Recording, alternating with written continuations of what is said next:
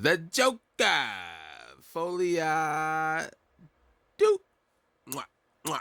How dare you hate on this movie? How dare you hate on this magnificent film? That's not exactly a Joker film. Review over for all of you that just left. For the rest of you, let's talk about it. I think I'm gonna get into some spoilers. I'm gonna try not to, but we're gonna talk about it. Let's talk about it. Is this a good movie? Yes.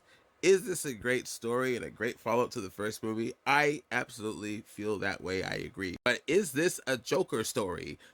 I think that's the big problem with this movie. Is it's not. He's not. I don't. It's the thought in my mind is so strong.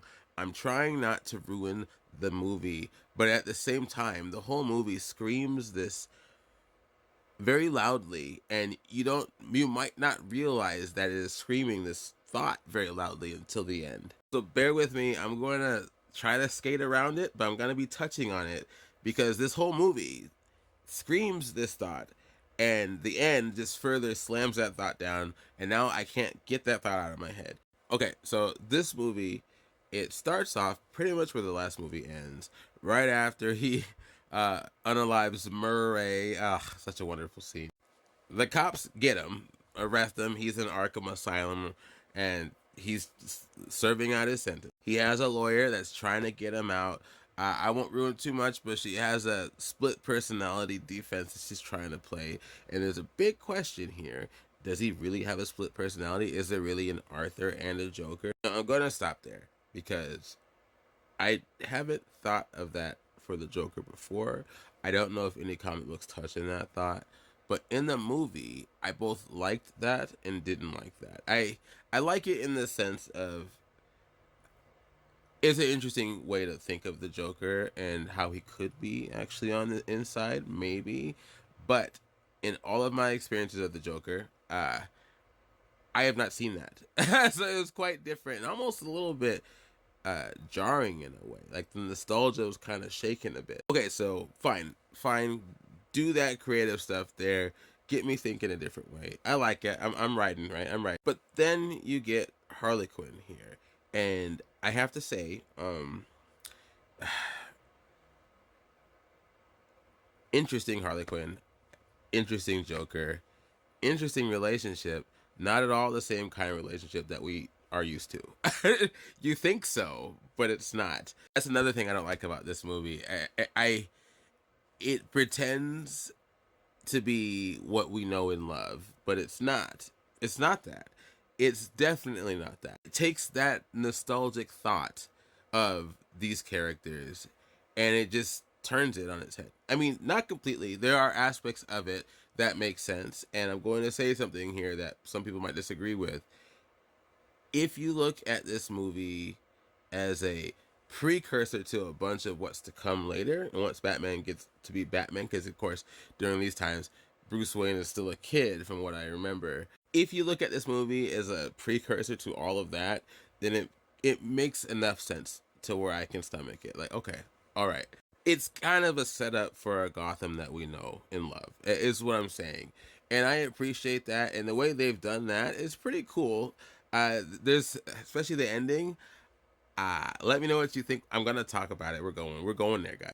Definitely a beautiful movie, well choreographed. The singing's awesome, the dancing's awesome, all the suits and the colors and the feeling and the ambiance, and thus the shots, all perfect and beautiful and very artistic. It's very, as my wife put it, almost artsy fartsy. It's almost there. It's definitely a well crafted piece of art, is what I would say.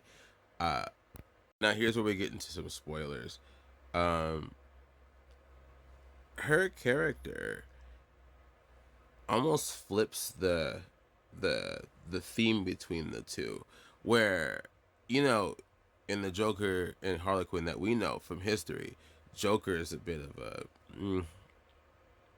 not great person, but in this movie, uh, she's a bit not great. I'm trying not to ruin too much. And I like it. I do, but it does make his character not as impactful, if that makes sense. Not because oh, this is a woman taking over a man's space or anything. That's not what I mean. I just mean this character is supposed to be an avatar of violence and chaos, in control by not having control.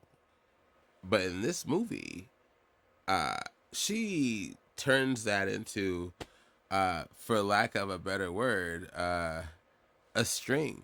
I won't say much more than that.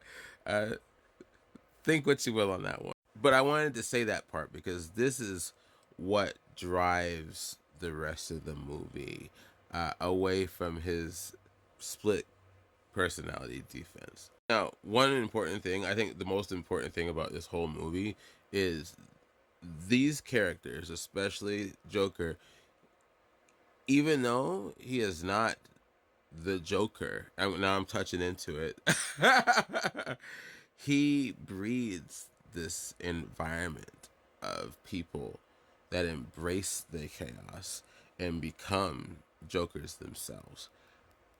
And this magnifies throughout the movie more and more. The deeper you get into it, the more this is happening around him because of him. And there are times where you might think, oh, he's doing this on purpose.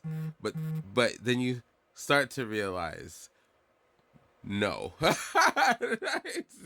He's not. If anything, she is. And that is both interesting and jarring at the same time.